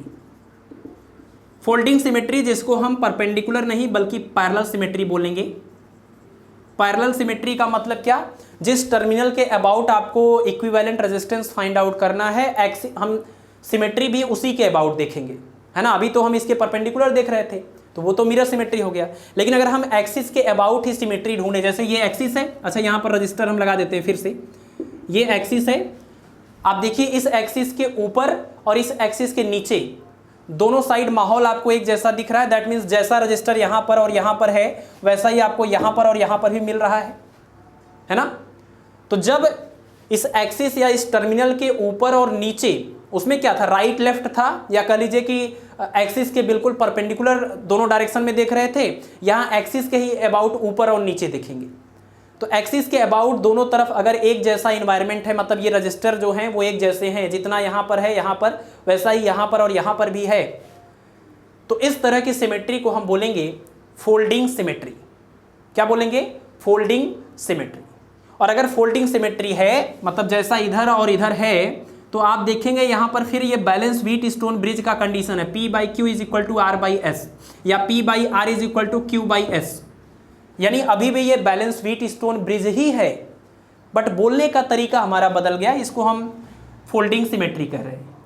और फोल्डिंग सिमेट्री जब आपको दिख जाए तो आप समझ जाइए कि इस वाले जंक्शन और इस वाले जंक्शन पर पोटेंशियल सेम है, ठीक है ना। जब फोल्डिंग सिमेट्री दिख जाए तो इस जंक्शन और इस जंक्शन दोनों पर पोटेंशियल सेम है, इसका मतलब ये बैलेंस व्हीट स्टोन ब्रिज का मतलब पोटेंशियल सेम, और सेम पोटेंशियल का मतलब ये वाला फिर से आप रजिस्टर हटा देंगे, है ना, ये रजिस्टर हटा देंगे, सेम पोटेंशियल है तो कोई करंट इसके अंदर फ्लो नहीं हो रहा है, तो इसको आप हटा दीजिए। और इसके बाद अब आप चाहे ऐसे ही देखिए, सीरीज दिखने लगा और फिर इन दोनों का पैरेलल दिखने लगा। आप ऐसे सॉल्व कर लीजिए, या तो ये समझ लीजिए कि ये दो अलग अलग पॉइंट होने की बजाय एक ही पॉइंट है, आप इन दोनों को कहीं पर बीच में ऐसे बना सकते हैं। ये वाले रजिस्टर को भी घुमा के इधर ले आइए, इसको भी घुमा करके इधर ले आइए, इसी तरह से इसको भी यहीं पर ले जाइए, क्योंकि सेम पोटेंशियल मतलब एक ही पॉइंट। अब देखिए ये दोनों कैसे हैं, पैरेलल, ये दोनों कैसे हैं, पैरेलल, और इनका जो रिजल्टेंट आएगा वो कैसे हो जाएगा, सीरीज में। तो जब आपको फोल्डिंग सिमेट्री या पैरेलल सिमेट्री मिले तो दोनों टर्मिनल्स जो हैं, यानी जंक्शन को आपको रिमूव कर देना है, आप ये कह सकते हैं remove useless junction, and same potential in, या कह लीजिए and connect the corresponding resistances या करस्पॉन्डिंग रजिस्टर्स इन पैरेलल। जो करस्पॉन्डिंग रजिस्टर हैं वो पैरेलल में, देखिए यहाँ और यहाँ वाला दोनों को हमने पैरेलल में कनेक्ट कर दिया, यहाँ और यहाँ वाले को पैरेलल में कनेक्ट कर दिया, ठीक है। तो ये रूल आप नोट कर लीजिए, ये सिमेट्री के दो रूल है, फोल्डिंग सिमेट्री और मिरर सिमेट्री। अब देखिए मैं क्वेश्चन सॉल्व करवा देता हूँ इसके बेसिस पर, और अच्छे से आपको समझ में आएगा। इसका आप जल्दी से स्क्रीनशॉट ले लीजिए। 3 क्वेश्चन हमारे पास यहाँ पर हैं, मैं तीनों को सॉल्व करके आपको दिखाता हूँ कि कैसे सिमेट्री के रूल को यूज करके हम इस तरह के क्वेश्चंस को आसानी से सॉल्व कर सकते हैं। क्वेश्चन नंबर 1 देखिए, इस क्वेश्चन में अगर आप देखेंगे और यहाँ पर है ये आपका टर्मिनल A और यहाँ पर है टर्मिनल B, इसमें अगर हम फोल्डिंग सिमेट्री की बात करें तो फोल्डिंग सिमेट्री आपको नहीं मिलेगा। फोल्डिंग सिमेट्री यानी पैरेलल सिमेट्री, तो इस टर्मिनल के पैरेलल नीचे तो सब है, ऊपर कुछ है नहीं, तो जब ऊपर कुछ है नहीं तो कैसे ये फोल्डिंग सिमेट्री आपको मिलेगा, फोल्डिंग सिमेट्री कहाँ मिलेगा। अब आपको मिरर सिमेट्री चेक करना है। मिरर मतलब क्या, एक्सिस के बिल्कुल परपेंडिकुलर कोई एक मिरर रखना है ना। मिरर सिमेट्री को ही परपेंडिकुलर सिमेट्री नाम हमने इसीलिए दिया था ताकि आपको याद रहे। तो बिल्कुल इसके, इस टर्मिनल के बिल्कुल परपेंडिकुलर, जैसा सिचुएशन इधर है वैसा ही सिचुएशन इधर है ना, बिल्कुल एक जैसा दिख रहा है। इसका मतलब यहाँ मिरर सिमेट्री एग्जिस्ट करती है, और मिरर सिमेट्री जब एग्जिस्ट करती है तो करस्पॉन्डिंग रजिस्टर में सेम करंट फ्लो होता है, मतलब जो करंट इसमें होगा वही करंट इसमें भी होगा। तो अगर मैं ये बोल दूं कि इसमें करंट I1 है तो इसमें भी हम बोल सकते हैं ये करंट I1 होगा, और इसके इधर देखिए ये रजिस्टर, इसके इधर देखिए ये रजिस्टर। जो करंट इसमें होगा, अगर मैं इसको I2 नाम दे दिया मैंने, तो इसका मतलब इसमें भी करंट I2 ही होगा। फिर इसी तरह से इस वाले के करस्पॉन्डिंग ये वाला है, तो अगर देखिए यहाँ पर कुछ भी आप नाम दीजिए, आप I3 नाम दे दीजिए, तो ये भी क्या हो जाएगा, ये I3 हो जाएगा। लेकिन अब आप एक बात बताइएगा, अगर इसमें करंट I1 है और इसमें भी करंट I1 है, इसका मतलब ये जो जंक्शन यहाँ दिख रहा है, ये जंक्शन यूजलेस है। जैसा मैंने बताया भी कि यूजलेस जंक्शन को आपको रिमूव कर देना। अगर करस्पॉन्डिंग रजिस्टर में सेम करंट फ्लो हो रहा है, अगर इधर से आप करें I2 जा रहा था और यहाँ पर I2 निकला भी है, इसका मतलब इस जंक्शन में इधर कोई करंट, इसका कोई भी करंट डिवाइड नहीं हुआ है। इधर से I1 जा रहा था और ये I1 भी इधर निकला हुआ है, इसका मतलब ये I1 भी इधर जाने के बाद डिवाइड नहीं हुआ है। कुल मिलाकर के अगर मैं इस बात को ऐसे कह दूं, ये रिमूव करने के बाद ऐसे बना दे, अब देखिए एकदम सही चीज़ आ रहा है ना। ये I2 ऐसे सीधे चला गया और ये I1 ऐसे यहाँ से ऐसे चला गया। मतलब जो जंक्शन यहाँ था वो जंक्शन था नहीं, वो फर्जी था, वो फ्रॉड था, यानी ऐसा कोई जंक्शन यहाँ पर नहीं था। तो मिरर सिमेट्री की हेल्प से आप यूजलेस जंक्शन को रिमूव कर देंगे, आपको बहुत ही क्लियरली दिखने लगेगा सीरीज कहाँ है, पैरेलल कहाँ है। अब आराम से हम इसका इक्विवेलेंट रेजिस्टेंस फाइंड आउट कर सकते हैं। क्वेश्चन में दिया था सभी रजिस्टर 1 ओम के हैं, तो देखिए 1 ओम और 1 ओम यहाँ पर सीरीज में दिख रहा है। तो अगर ये सीरीज में दिख रहा है तो इसको हटाएंगे तो इसका इक्विवेलेंट कितना आ जाएगा, 1 और 1 का 2 आ जाएगा। इसका मतलब 2 ओम हो गया। अब ये 2 ओम और 1 ओम दोनों पैरेलल में दिख रहे हैं, तो इनका इक्विवेलेंट क्या आ जाएगा, 2 × 1/2 + 1 कितना आ जाएगा, 2/3 आ जाएगा। इसका मतलब इन दोनों को हटाएंगे, यहाँ पर एक सिंगल रजिस्टर लगेगा 2/3 ओम का, 2/3 ओम का। अब देखिए ये 2/3, ये 1 और ये 1, ये तीनों कैसे दिख रहे हैं आपको सीरीज में। तो अगर ये 2/3 है और ये 1 है और ये 1 है, तो कितना हो गया, ये 2 + 2/3, 2 + 2/3 यानी कितना हो गया, 3 × 2 6 + 2 8, 8/3। मतलब इन सब को हटा के हम यहाँ 8/3 लगा सकते हैं। ये हुआ आपका 8/3। और ये 1 और 1 क्या हो जाएंगे, 2 ओम। 1 और 1 क्या हो जाएंगे, 2 ओम। तो 2 ओम और 8/3 ओम इन दोनों पैरेलल में है, तो इनका इक्विवेलेंट क्या आ जाएगा, ये आ जाएगा 2 × 8/3/2 + 8/3। सॉल्व कर लीजिए, कितना हो जाएगा, 16/3 डिवाइडेड बाई 3 × 2 6 और 8 14/3। 3 से 3 कैंसिल हो जाएगा, कितना आ जाएगा, 8/7 ओम। 8/7 ओम। इतना मुझे एक्सप्लेन करने में टाइम लगा है, आप खुद से प्रैक्टिस करेंगे। जैसे ही यूजलेस जंक्शन को आप रिमूव करेंगे, सीरीज पैरेलल तुरंत दिख जाएगा आपको और आप उसका आराम से इक्विवेलेंट रेजिस्टेंस कैलकुलेट कर सकते हैं। चलिए, तो क्वेश्चन नंबर 2 में हम इसी रूल को अप्लाई कर रहे हैं। और क्वेश्चन नंबर 2 में आपसे कहा है पॉइंट सी और पॉइंट सी और बी, मतलब बी और सी टर्मिनल के बीच इक्विवेलेंट रेजिस्टेंस आपको निकालना है। तो यहाँ पर भी अगर हम देखें, देखिए बी और सी के अबाउट आपसे पूछा जा रहा है। तो अगर हम बी और सी के ऊपर देखें और नीचे देखें तो हमको फोल्डिंग सिमेट्री यहाँ भी नहीं मिलेगी, क्योंकि ऊपर तो सब कुछ है, नीचे कुछ है नहीं। तो फोल्डिंग सिमेट्री यहाँ पर भी एग्जिस्ट नहीं कर रही। अब हम लोग क्या करेंगे, मिरर सिमेट्री चेक करेंगे, मतलब जिस टर्मिनल के अबाउट हमको इक्विवेलेंट रेजिस्टेंस चाहिए उसके बिल्कुल परपेंडिकुलर। तो इसके बिल्कुल परपेंडिकुलर अगर हम इस तरीके से इमेजिन करें तो देखिए आप इसके राइट में और इसके लेफ्ट में एकदम सेम चीज़ें दिख रही हैं आपको, बिल्कुल एक जैसी, आइडेंटिकल। इसका मतलब यहाँ पर मिरर सिमेट्री एग्जिस्ट कर रहा है। जैसे यहाँ पर इस वाले क्वेश्चन में मिरर सिमेट्री था, वैसे यहाँ पर भी मिरर सिमेट्री एग्जिस्ट कर रहा है। और अगर मिरर सिमेट्री एग्जिस्ट कर रहा है तो क्या कहता है मिरर सिमेट्री, मिरर सिमेट्री यही कहता है कि करस्पॉन्डिंग जो रजिस्टर हैं उसमें सेम करंट को फ्लो करिए और यूजलेस जंक्शन को रिमूव करिए। ठीक है, तो मिरर सिमेट्री हमको मिल गई। इसके करस्पॉन्डिंग ये है, मतलब जो करंट यहाँ से जाएगी वही करंट यहाँ से इधर आपके पास ऐसे निकल जाएगी, और जो करंट इसमें ऐसे जाएगी वो करंट इधर निकल जाएगी। तो आप देखिए दोनों जगहों से यही बात कंफर्म हो रहा है कि अगर जो करंट इधर से जा रही थी वो करंट इधर चली आई, दैट मीन्स यहाँ वाले इस रजिस्टर का कोई मतलब ही नहीं है। जो करंट इधर से जा रही थी वो करंट इधर चली गई, इस वाले जंक्शन का भी कोई मतलब नहीं है।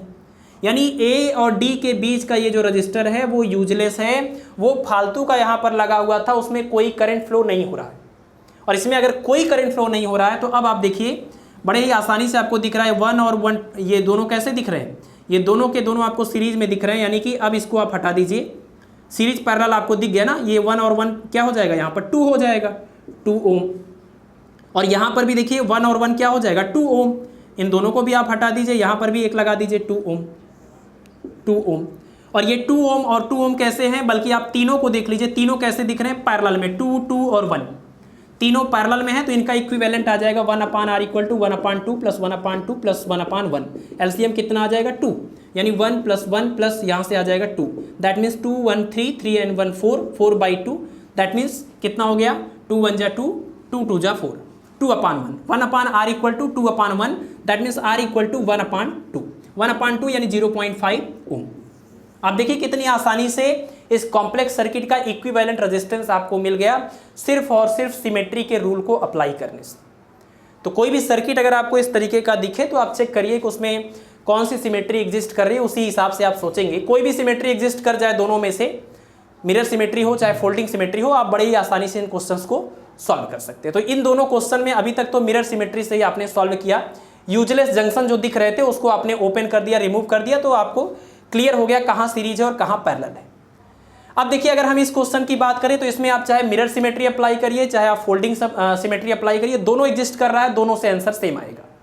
तो सबसे पहले अगर हम मिरर सिमेट्री की ही बात कर लें, देखिए ए और बी के बीच आपसे इक्विवेलेंट रेजिस्टेंस पूछा जा रहा है, तो इसके बिल्कुल परपेंडिकुलर अगर हम देखें, बिल्कुल परपेंडिकुलर डायरेक्शन में मिरर रखें तो राइट साइड और लेफ्ट साइड में सब कुछ एकदम सेम है। सब कुछ एकदम सेम है मतलब करस्पॉन्डिंग जो साइड्स हैं उसमें करंट सेम फ्लो होगा। सेम करंट फ्लो होने का क्या मतलब, जितना करंट इधर से जाएगा उतना ही करंट इधर पास होगा। अगर जितना करंट इधर से जा रहा है उतना इसमें पास हो रहा है, दैट मीन्स ये वाला रजिस्टर फिर तो यहाँ तो बेकार है। और इसके करस्पॉन्डिंग ये है मतलब जो करंट यहाँ से चल रहा था वही करंट इसमें पास होगा, यानी यहाँ पर भी ये बेकार है। तो ये वाला जो रजिस्टर है ये आपने हटा दिया, ये आपने हटा दिया। अब देख लीजिए क्वेश्चन कितना आसान हो गया। आपने यूजलेस जंक्शन जैसे ही हटाया, ये दोनों सीरीज में, ये दोनों सीरीज में, ये दोनों सीरीज में, और फिर ये तीनों पैरेलल है ना। तो 10 और 5 कितना हो गया, यहाँ पर इक्विवेलेंट इसका कितना आ गया 15, इसका इक्विवेलेंट कितना आ जाएगा 15, और 5 और 5 इसका इक्विवेलेंट कितना आ जाएगा 10, यानी 15 10 और 10 ये तीनों कैसे पैरेलल, यानी 1/15 plus 1/15 plus 1/10 is equal to 1/r। LCM कितना हो जाएगा, एलसीएम हो जाएगा आपका, ये 15 है ये 10 है तो 30 हो जाएगा, यानी 2 प्लस 2 प्लस 3 कितना हो गया 4 और 3 7, 7/30 1/r। तो r इक्वल टू कितना 30/7 ओम। कितना जल्दी से ये आंसर आ गया आपका। अब तो ठीक है, इसी तरीके से आप जितना भी क्वेश्चन आपके बुक में दिया हुआ है प्रीवियस ईयर के सिमेट्री वाले जितने भी क्वेश्चन हैं, आप कोशिश करिएगा कि सिमेट्री के इन रूल को अप्लाई करके उन क्वेश्चंस का प्रैक्टिस कर लें। ठीक है, तो आज के लिए बस इतना ही। बाकी आप लोग पढ़ाई करते रहें, तैयारी करते रहें, स्वास्थ्य का ध्यान रखें। धन्यवाद।